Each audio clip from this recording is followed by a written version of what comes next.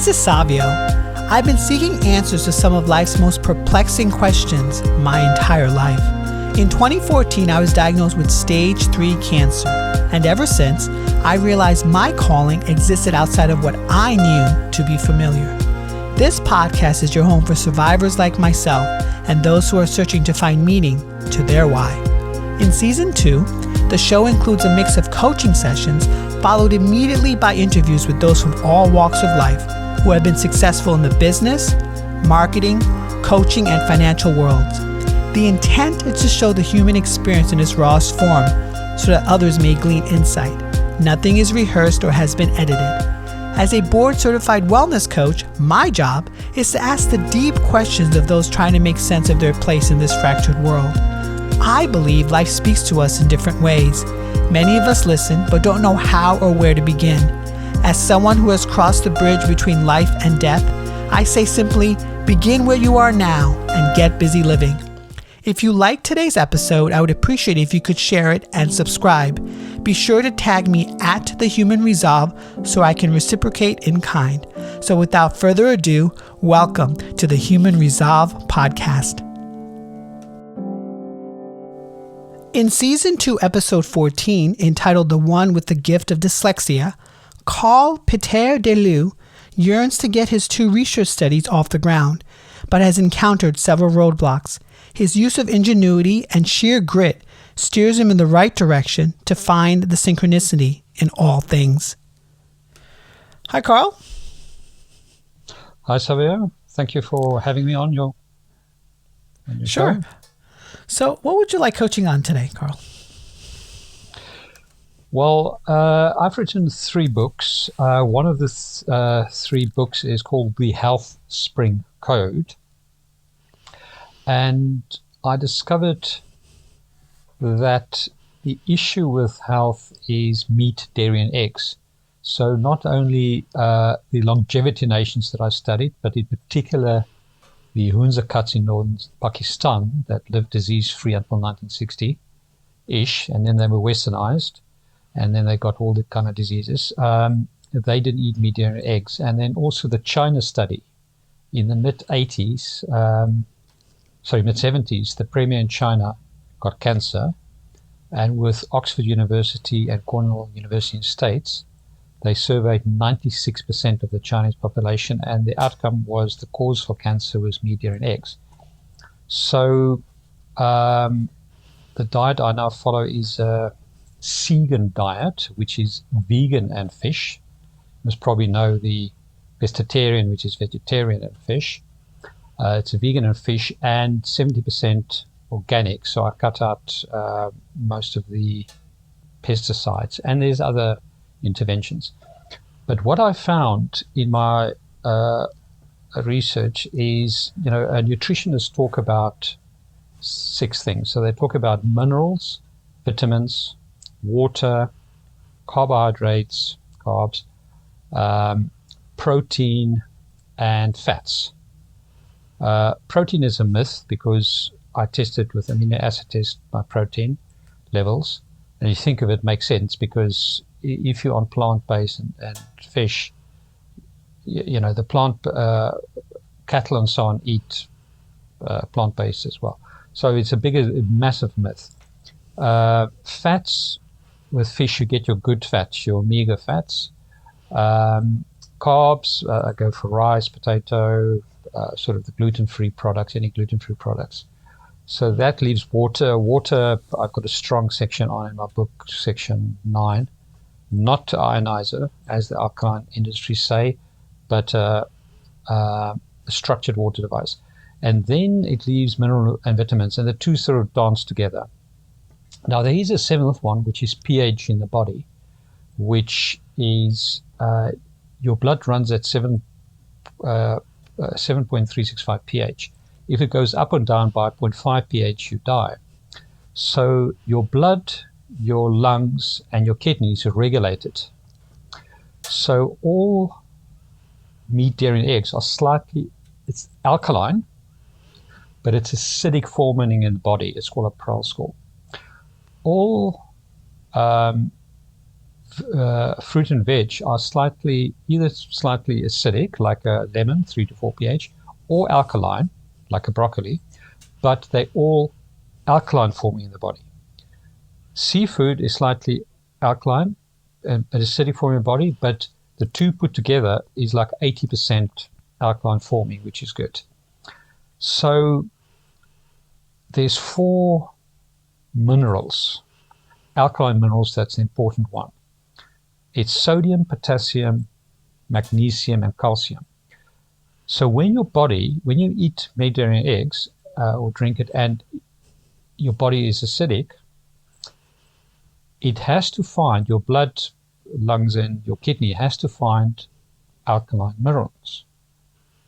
So because of certain people's genes, if it goes for the calcium in the bones or the teeth, so osteoporosis or myeloma cancer and things like that.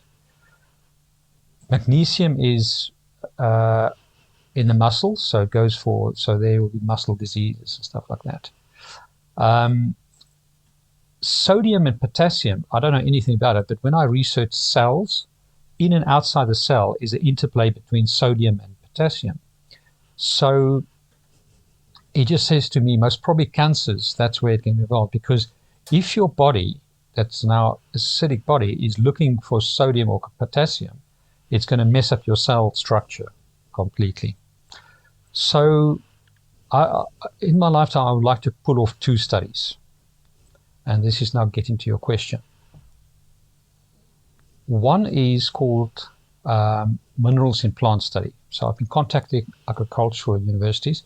So if any listeners that's in an agricultural university or know someone, please get in touch with me. And it is to show how we can increase the minerals in soil. Like the farmers in the west of Ireland used to put seaweed in their soil. It's increasing the minerals, but we need to increase it far more. And so that the plants can absorb more minerals. So the longevity nations have recorded between 20 and 100 times the minerals in their food. And that minerals is everything. Even they say when you pass over and you cremate it, all that's left are minerals. It's like a car engine. You need every single piston to fire, every single mineral and vitamin, but not supplementation.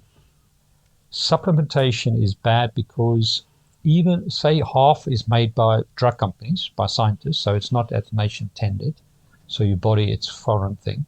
And the other half, even if it comes from organic food, nature doesn't elementize into vitamin A and stuff like that.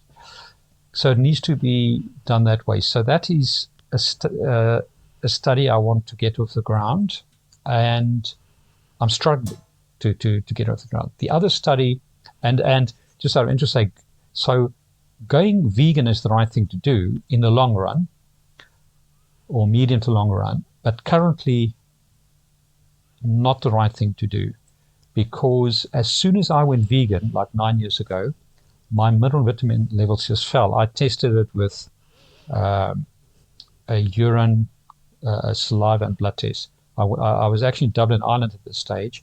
I flew to London just for the test at Biolab. It cost me over £500 at that time. And interesting enough, this is just an interesting little fact. With my nutritionist in Ireland, I sent off urine tests. Or was it urine? I think it was urine. Or saliva, one of the two. To get a cheap test, 50, 60 euro. And it's to test my amino acids, my proteins, and it was fine. But from that test, it can tell you what mineral vitamins you lack. And it's interesting that that test showed the same results as an expensive test, all expensive test. In any case, so the Netflix movie, The Game Changers, have proven that the Roman gladiators were vegetarians. But they must have had copious amount of minerals in their food. The other reason why I promote a vegan diet is because for people that's on meat, dairy, and eggs, to move straight to vegan is too big a push, a jump.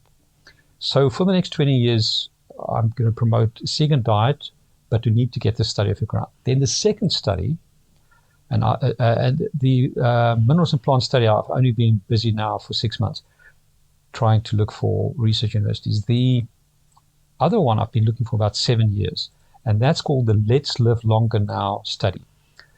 I want to, over 36 months, show the world how we can reverse 3 diseases, easy ones: osteoporosis, multiple sclerosis, and cystic fibrosis. So osteoporosis we already discussed, the calcium in the bones. Cystic fibrosis is all to do with the lungs. So my asthma disappeared within 9 months after being on a vegan diet. Multiple sclerosis, and as far as I know, only person that's got this theory that I would like to prove is when I researched all of these things, and I found out that multiple sclerosis people have got a myelin sheath over their nerves. And what happens is the myelin sheaths deteriorate and the nerves then touch, and they call it cross chatter or something like that. So it's like an electrical wire that's got this insulation around it, and insulation disappears. And I immediately knew that myelin sheath is going to be alkaline because of the genes that multiple sclerosis people, because of their acidic diet, meat and eggs, now has to find for their genes alkaline minerals. And I was right, it was 90% alkaline minerals. I forget what alkaline minerals was. So those 3 diseases, and I want to add COVID to that now as well. Okay. So I'm just finishing off now. At end of 2017, I finally got a university in Dublin, a professor coming back, and it says they've shown through fitness and certain minerals that it improves health. And then I was very excited. We had a meeting, and then we had another meeting with Enterprise Ireland from the funding side, and then it just went quiet. And I know what happens. Well, I think I know what happens is that the universities start clocking on, the research side, that drug companies pay for a lot of the research. And then in January 2019, I got a very famous London university, same thing. But this time I got a draft study out of them, and I filled that in. It was a study for something else. So I've got a draft study already. I had a statistician work out we only need 7 people. You've got a control group and an intervention group per disease. And yeah, just ready to go. So anyone is listening, anyone in a research university, anyone in the world, it's got to be a recognized research university. Please go to the website, Let's Live Longer Now. It's LLLnow.info, 3 L's now, all one, .info. And at the end of the website, I show how an alkaline study went wrong. They made 5 major mistakes, and how we're going to fix it. So yes, it's those 2 studies that I would like to get off the ground. Great. So what I'm hearing from you is that you've written 3 books, and right now you're sort of in the stages of putting out these 2 studies, but there's some stumbling blocks. Is that correct? Yes. Great. So what would be a really great outcome for today's conversation? Good question. What would be a really good outcome is if somehow magically work out how to get research universities to take on these 2 studies. Okay. So the great outcome would be how to magically get the research companies to take on these studies. Is that correct? That will be the outcome. I just want to say I believe in synchronicity. I wrote my 3 books starting with a clean slate. That is the big advantage. I wasn't preconceived. And synchronicity. It's only at the end of my 3rd book that I started at London College of Psychic Studies. I was taught to communicate with the spirit world. And most people asked to speak to the angels and so on. I asked to speak to the Creator. So right at the end, but I've used those techniques, and I know things happen for a purpose, and they happen at the right time. So I'm continuing with now podcasts to promote my 3 books. I've actually got 12 topics on a website called lightsurfers.me. Light is the light of the creator, surfers, all one word with the S, .me. And it's promoting those 3 books, and anyone can ask 3 questions to the creator, and then I sell the follow-up email. I sell my master plan for life that I've created for my life to people at £10. So the outcome, so I do believe, so the outcome for today would just be any reinsurance. I know as long as you get in line, stay in line, and don't get out of the line before you get to the front, get in the queue, I'm happy with that. So, Karl, I'm curious. In your life, have you ever faced a similar roadblock? If I can just ask you, a roadblock of getting what? Yeah, you mentioned that you really want to get these 2 studies, but you're finding that sometimes there's all these sort of hindrances to getting that done. I'm just curious, in your life, the many years you've lived, have you ever encountered such a thing where there's an opposing force that's stopping you? Well, I'm 57. I grew up in Pretoria, South Africa, and in the 60s, 70s, and I suppose all countries in the world in the 60s, 70s didn't diagnose dyslexia. So I could never read, write, or spell properly. My older brothers all had A's in languages and stuff. So as a dyslexic person, and I only admitted that I'm dyslexic in front of my daughter when she was tested for, and she's mild dyslexic. And so my whole life, I've always struggled in the educational system. And then when I was like 19, 20, that's when I was excelling. That happens to a lot of dyslexic people. So on your question, like that's one of the gifts of dyslexia. One of my books is called The Gift of Dyslexia, because I've shown there's a study that shows that dyslexic people use the right side of the brain by Sally Sayworth, fMRI studies that put you down the tunnel. And dyslexic associations try and make dyslexic people left brain-minded, which is the sequential side, which your marks improve them. And they literally use traditional products of more reading and writing. And after a year, they show with the fMRI putting the studies that they start using the left side of the brain. So that's one of the things I promote, the giftedness side, because there's so many gifted dyslexic people, 4 US presidents, Albert Einstein, Thomas Edison, Nikola Tesla, you name it. So it's one of the gifts, and that gift of struggling means I can get difficult things done, because my 3 books are like, I call it whistleblower books. Marketing guy call it disruptor. It's sort of going, if everyone's going north, I'm going south. Not for a reason, but it just so happens. So they're very difficult to sell. So, and I've got enough things going on to just sit it out and just, I use affirmations. So if you keep on planting flowers, then there's no space for weeds. And I don't see it as I just keep on plugging away. Yeah. So in your experience with dyslexia, what would be 3 things that you found as kernels or golden nuggets? Well, a dyslexic, there's no proof of what I'm going to say now, but there was a Australian lady that showed, she on a pool table, she put a pack of cards. And she said, here's a non-dyslexic person. Say, okay, ask the non-dyslexic person, which I know from the studies, use the left side of the brain. Get the Ace of Hearts. So that's the sequential side, Ace of Hearts. And the person get it. Then she took a pack of cards and she scrambled it all over the pool table, and she says to the dyslexic person, now get the ace of hearts. So the dyslexic person needs to go through the whole pack to get the ace. So that's a big negative.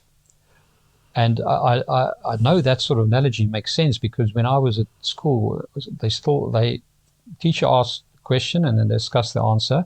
If you're really on the second question, I'm still thinking of the first question, never mind the answer. Now, that's a negative in the educational system. But the positive is you've got to go through the whole pack of cards.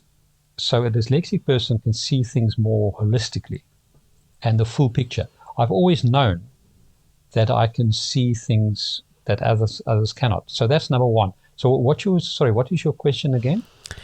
Yeah, I was just wondering, you mentioned that it's, dyslexic person can see some things others cannot. I'm just wondering if there's any life lessons from dyslexia that has served you well.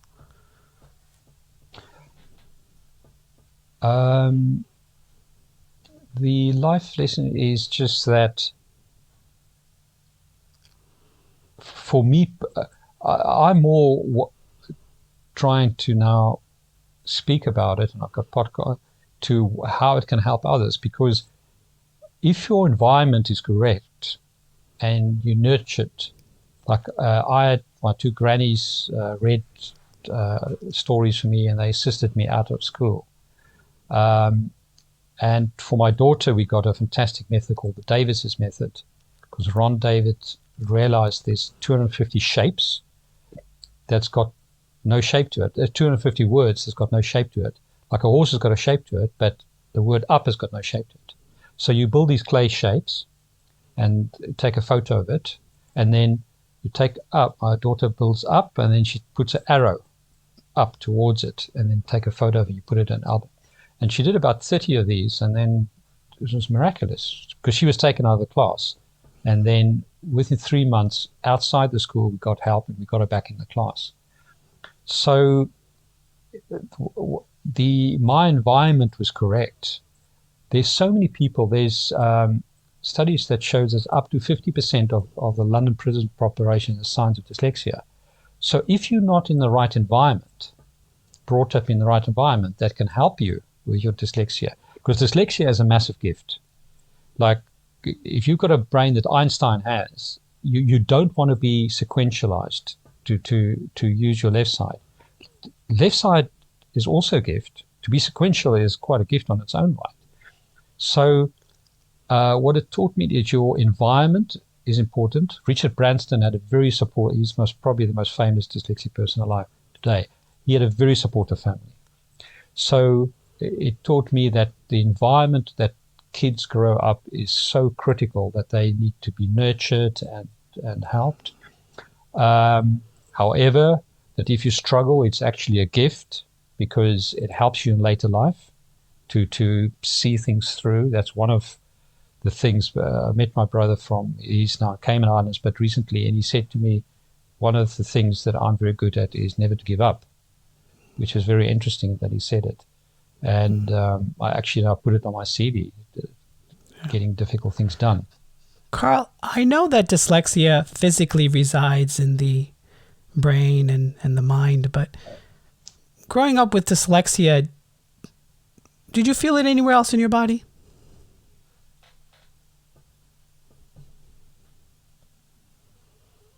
No, I did not. I must just say, I'm constantly talking about the brain, but I now know, and I've got a chapter in my dyslexia code that discusses this, is that we've got the human energy fields around us and chakras, and our mind is the third layer. So our brain is really like a mobile phone. The voice doesn't come from the mobile phone; it comes from somewhere else. So I now know our mind, and this is what I can't understand why science haven't taken on to this, why they're not studying the human energy field and chakras. So in the electromagnetic range, our eyesight is less than 1% of the whole electromagnetic range. But we all know that there's a radio wave and it carries information, but we can't see it. And so 99% of all these waves we cannot see, but they're there. Now, some gifted people can see the chakras and the human energy fields. So when you are, and from different societies, and this to me is the most important item to be researched in our lifetimes. But on your question, I now know that the mind, which is actually sitting outside our bodies, one of the layers, is actually where it all is, and it's all in your, and for my universe code book, which I researched, my dyslexia code book I researched for 6 months, Housebury code another 6 months. My universe code book on world peace and the universe took me 7 years. And I had 1 million words when I was finished all my research from going to events and books and stuff. And then I just spent 6 months, 17 hours a day, just whittling 2/3 of it out. So I sat with 1/3 of a million before I chucked it in 20 chapters and then removed half of it. But the reason why I mentioned that is my thought process sometimes moves away. I had a reason for mentioning that. It's to do with the mind somehow. I forget now. Sorry. Yeah. Well, you mentioned something very curious to me, is that your brother said that you're someone who doesn't give up. How do you think you could use that to your advantage in progressing with these studies? Well, one of my favorite sayings is by Thomas Edison. And it says, genius is 1% inspiration and 99% perspiration. So 1% idea, 99% sweat. So if you've grew up at school having to struggle, it's already a benefit. And even more than other people, when I take something on, I just don't give up. But it's gone further than that, because I sort of woke myself up in 2010, 2011. I was a quantity surveyor, so an accountant in the building industry, then went into property, then went to Ireland, Southern Ireland, and you had the Celtic years, and then you had the August 2007 subprime crisis, the worldwide subprime crisis, which only really hit the world in 2008. And I lost through one property in Dublin everything. It was like a domino effect. The next 3 years, property prices went down between 50 and 100%. But that woke me up.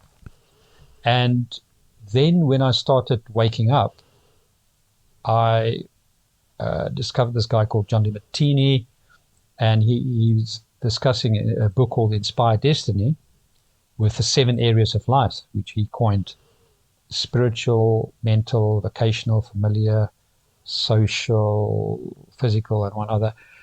And I always thought I'm in the physical, familiar side. But then I discovered I'm actually highly spiritual. So then you say, okay, I want to then do what I should be.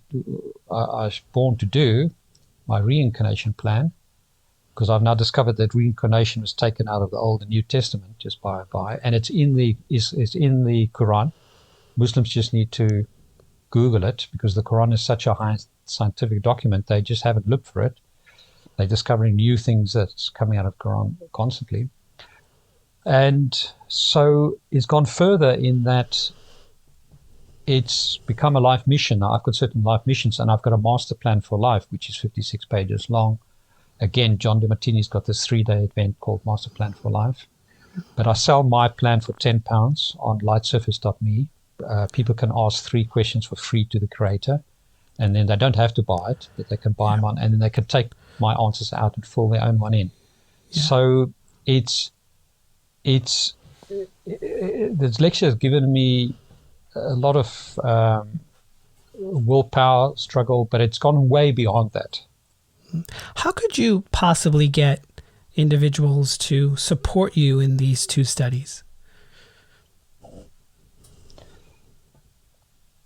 So the problem is that, as I've mentioned, so let's talk about the second study first. Let's look longer study. That one of these 3 diseases plus coronavirus. The research universities are funded by the drug companies, and they're highly powerful. And So you had, in the 1900s, you had Louis Pasteur, a rich guy, very outgoing and so forth. And he had, pasteurizations from him, but he came with the germ theory. And that's why we've got drugs today, which is fantastic. If I'm in an accident, I want drugs, thank you very much. But we've got to get to the cause. So there's a cause, you get a symptom, which is a disease, and then the drugs treat the symptom. We need to get to the cause, to the source of it. But Louis Pasteur had a compatriot, Antoine Bécamp, I don't know how to pronounce it, quiet guy, and he came with the theory of it's all the terrain. So if your body is non-toxic and alkaline in effect, you cannot have any diseases. On Pasteur's deathbed, his son found the notes that Pasteur said, Bécamp got it right. It's all the terrain. So on that second study, less longer study, when medical people have gone through a 6-7 year medical course, and they've just spent an average of, say, 1 day through the whole course on nutrition, the patterns that there's in my Dyslexia book, I talk about the patterns. When you're born, you got these patterns that's put into your, it's like the environment. If you put the wrong patterns into your mind, they stay there, because these patterns that's put in your mind, you then compare everything in life with these patterns. And so medical people, to convince them that diet can cause coronavirus, is like, it's just completely out of their mindset. They're in a left mind, sequential mindset. It's just not something that's doable. So I've been to my local MP. I'm in Plumstead, London, UK. My local MP, we did a virtual, what they call a surgery. She's written to me very kindly. I've written back to her. I attached the study in an email. She said she can take it forward. The guy that ran for president, for prime minister in the UK with Boris Johnson, I forget his name now. He's now in charge of the Health Select Committee here in the UK. His office came back to me. I wrote to them. I've tried many different things, and they put me in touch with NICE, which is linked to the NHS. I send the document to them, and they just come back and say, this is not something to do. This morning, so end of last year, there's a thing called Trinity Challenge, where they want to beat COVID, and my study is also part of that. And I went for the study. I haven't heard anything. And then there was a talk this morning for the next stage. So I went on the Zoom, and they talked about it. And in the chat box, I put a question, because they said they'll answer everyone's questions. I put a question in, is there any chance for a diet study? They didn't even read out the question. I went on LinkedIn with one of the ladies that spoke. I never got an answer. So the medical side on that study, at some point, you see, I can't just do the study on my own. I haven't even got the money to do it, but we can go crowdfunding. I want to go crowdfunding with Triodos Ethical Bank. They've got a crowdfunding section. So that side I've a problem. But I need a recognized research university. I can't do it my own, because unless you have a recognized research university, the study is worthless in my view. Yeah. So on your question, just with the minerals in plant study, that one I only started in the last 6 months or so. There I see more of a chance, because I'm going to agricultural universities. So that is, I've got a higher hope on that side. So on your question, so just ask the question again, please. Yeah, I just wanted to know, is there any sort of social support or any way you can get your message out? Well, so what I'm doing is I'm now marketing my 3 books on Amazon. I spend about £250 a month doing it. I'm selling like £50 a month. So in my books, I've all published in 2017, Kindle on Amazon. So I updated them over Christmas period. So they're now early 2021 updated. And in the Housepring Code, when it came to minerals, I asked people in there what I'm discussing now, if they can come forward. And at the end of the book, I think it's the end of the alphabet code, I also asked them for the study, the importance of the study. So I put it in my books now. I've, on the 1st of January this year, 2020, I've started podcasts. And actually, this is how we linked in. And I've now had talks on it. And in the talks, like I'm talking to you now on it, I'm just asking anyone to come forward. Yeah. As I say, I've done what I've done in the past. And so you mentioned, sorry. I'm sorry. No, sorry. Go ahead. No, I'm finished. So all I can do is just get in line, stay in line, and don't get out of the queue, and just keep on plugging away. Yeah. So you mentioned a few things. You mentioned that you have YouTube. You said you just started a podcast. You said you are submitting your materials. Can I offer you a resource? Yes. Yeah. So there's an app called Clubhouse. It's gaining a lot of traction here in the States. Basically, it's an audio chat app. And basically, you set up a group. People just listen in. You can have speakers. You control it. But there's people listening to what the person has to say. It's no video. It's just audio. And people go in and out of different rooms. It's called Clubhouse. It's one word. Okay, well, that sounds... So I don't host anything. I'm not a technical guy at all. All the podcasts I've done is other people have hosted me, like tonight. So can you... So, okay, I'll Google Clubhouse app. Is this just on your mobile phone, or can you do it on a computer? No, it's just on a mobile phone, and it's only iPhones. It's not for Android phones at all. Oh, dear. I got a ethical phone called a Fairphone 3, which is a Dutch company, and it's all ethical. So it's maybe they opened it up, but as of when it launched, it was pretty. I'm just trying to think of different channels, from what you mentioned, that could be a way to get your message across. Yeah, well, no, thanks a lot. Sure. Yeah. So how would you handle, let's say, you said you submitted it recently and you're just waiting back. How would you handle an obstacle that came your way? Well, I don't see, you've got yin and yang, and I'm a total believer for every negative, there's a positive. Scientists know it. So I don't see obstacles as such. I just go with synchronicity. I just keep on plugging away. And at some point, like, the Trinity Challenge, I was watching. So in the lockdown, I'm locked down here in London. I was watching more TV. I was watching Sky. I heard about Trinity Challenge. If I was working up to March last year, I was working as quantum surveyor. I wouldn't have never seen that program. So I've actually got more time now to look for avenues. And I just keep on plugging away. I've just started now with podcasts. I've now got 12 topics on my lightsurface.me. And for the rest of my life, I want to talk on that 12 topics.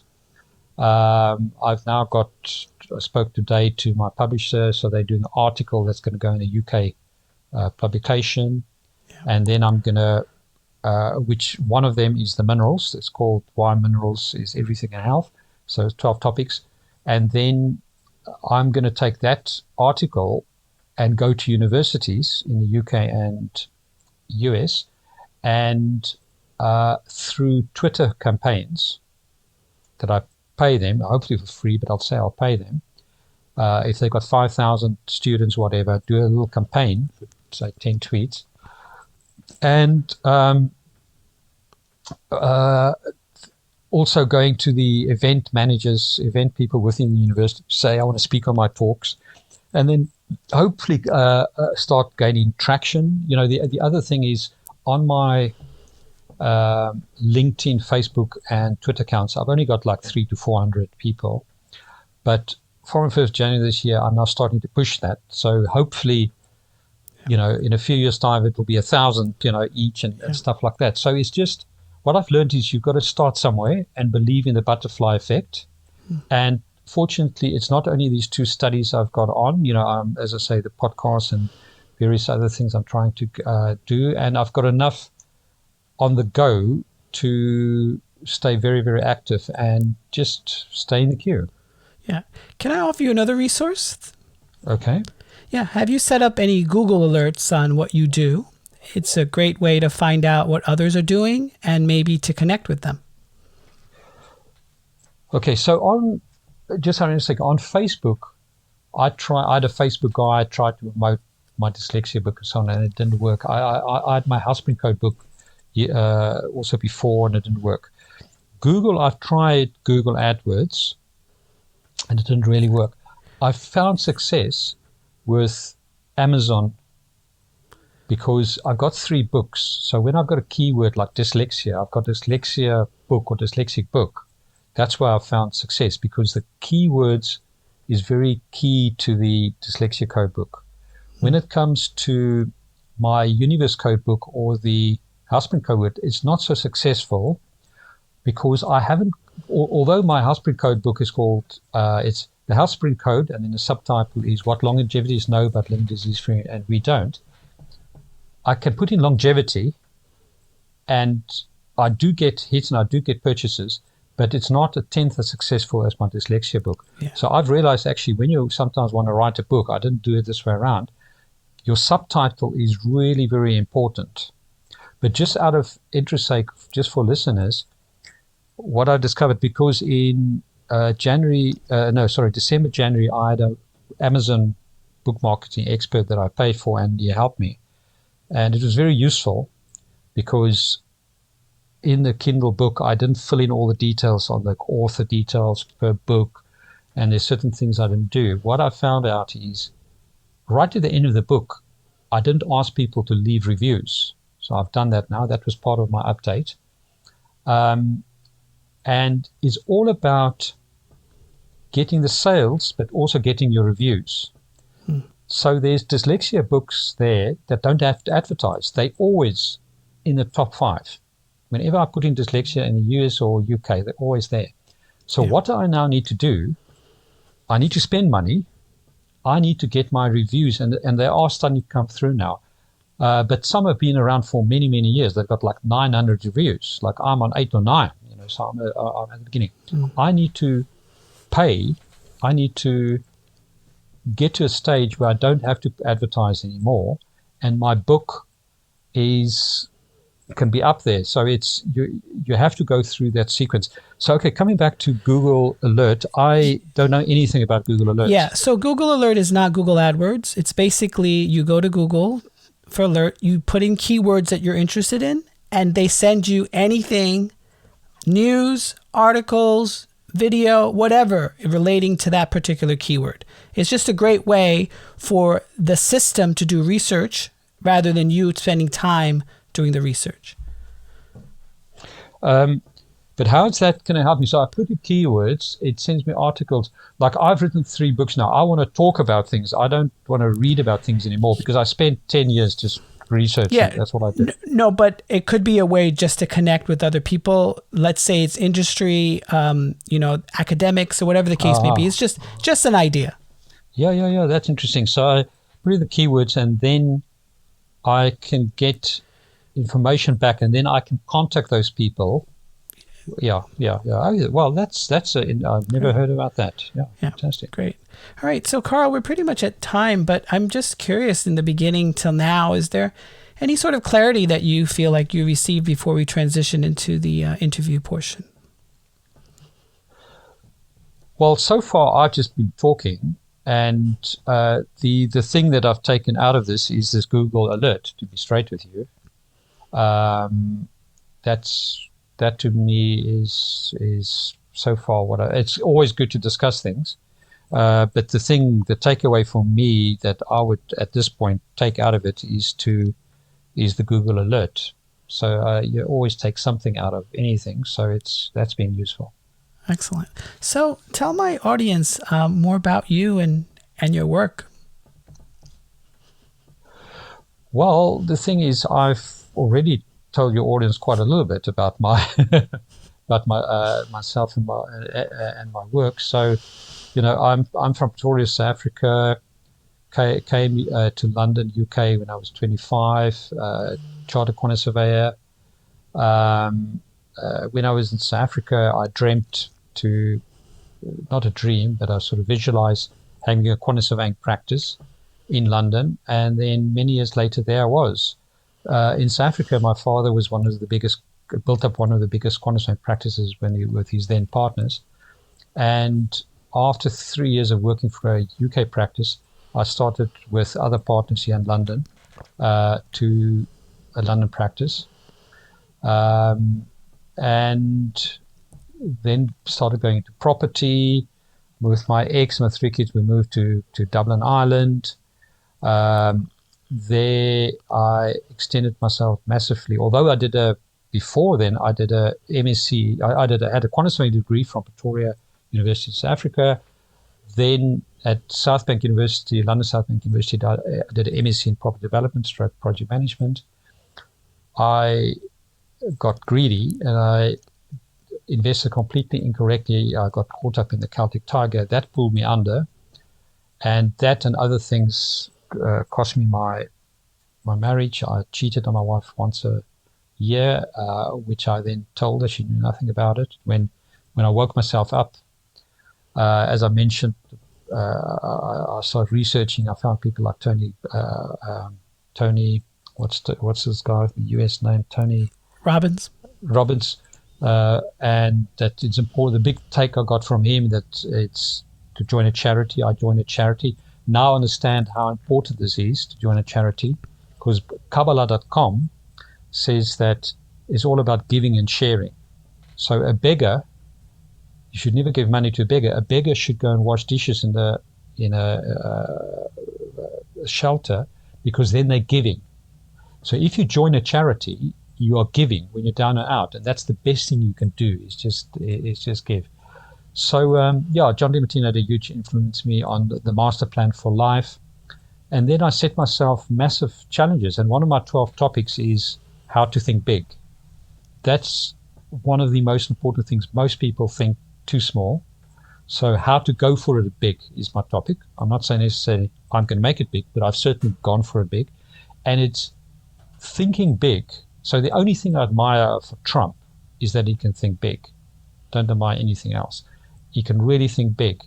Say to all audiences, think massive, and then start with small steps. You can achieve far, far more. So I'm in that stage.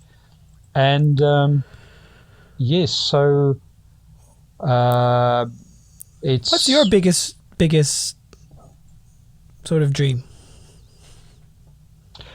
Well, when I was in January 2011, sitting John DiMartino at this Master Plan for Life event in Houston, Texas, and 200 people on the computers, 2,000 questions. Spiritually, things come through. It's amazing. And the biggest thing that came through to me was that I want to uncover the mystery of the universe and thereafter tell the world. And at that stage, I didn't even know how I'm going to do this. So it ended up that after, that was 2011, by 2017, I've cracked it. So just so interesting, I went to another guy, just before I say how I cracked it, I went to another guy in Austin, Texas, a guy called Keith Cunningham. He lost everything in property. And then he listened to Tony Robbins tapes and whatever, and then he now teaches people how to hold on to their money. Making money is easy. Holding on to it is more difficult.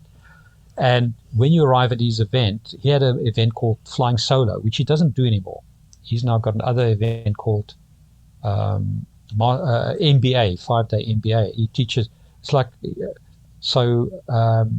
he really likes the guy, Warren Buffett, I always forget how to pronounce it.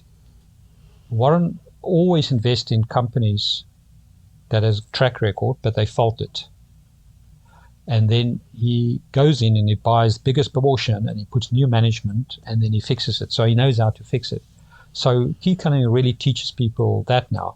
But I went to the event Flying Solo, which he stopped. I don't know why he stopped. But when you arrived at this event, you get 2 armbands. Is the quality of the question you ask, and get in line, stay in line. And that's the one linked to Thomas Edison quote. Now it's the quality of the question I found. I've since discovered that in a lot of spiritual research, quality of the question, because Keith always talks about it's thinking time, like a Japanese thinking garden. And if you can get the question, that's the most important. So Albert Einstein dreamed the relativity theory. Then he had to work it out. Newton saw the apple falling, whatever. It's the quality of the question. So in my research, I obviously discovered the string in string theory, which is scientists have proved it 100%. No one can see it, but they know the smallest, how everyone is made up is just strings. So far, far, far smaller than a. So if an atom is the size of the solar system, the string is the size of a tree. It's so small, and all vibrating strings. That's it. It's just different vibrations. So they know it. And then in CERN, between Switzerland and France, they've got the collider where they found the God particle. What's it, 5 years ago, whatever. Now that should really be called the creator particle. There's a specific reason for that. So now I've got the creator particle, in brackets God particle, and the string in string theory. And the biggest question I've ever asked in my life, so in the interim, I've been taught to speak to the creator via automatic writing. It's quite profound. So now I knew through Keith Cunning and the others, is the quality of the question. So my question to the creator is the string in string theory the creator particle? And the creator said yes. And so that we all linked. That's why the coronavirus, all thoughts are linked. Coronavirus can mutate because we all linked somehow. And so if there's any scientists, this is the biggest. So that is the biggest contribution in this lifetime I want to make, is uncovering the mystery universe, which is that. And I want to talk about it for the rest of my life. That's excellent. For someone just listening and sort of still thinking small, what pearls of wisdom can you give them to think bigger? Well, I ended my 30-year quantity surveying, or accountant in the building industry, because quantity surveying is really a Commonwealth country thing, but there are quantity surveyors in America. I ended it on 2 massive jobs, like £250 million, and that was just the phases. And when those jobs, the big jobs, were the easy jobs, because they big jobs financially, so to pay for the consultants in a percentage term is less a percentage than for smaller jobs. So there's more money. With that money, the client can hire better quality consultants. And then thirdly,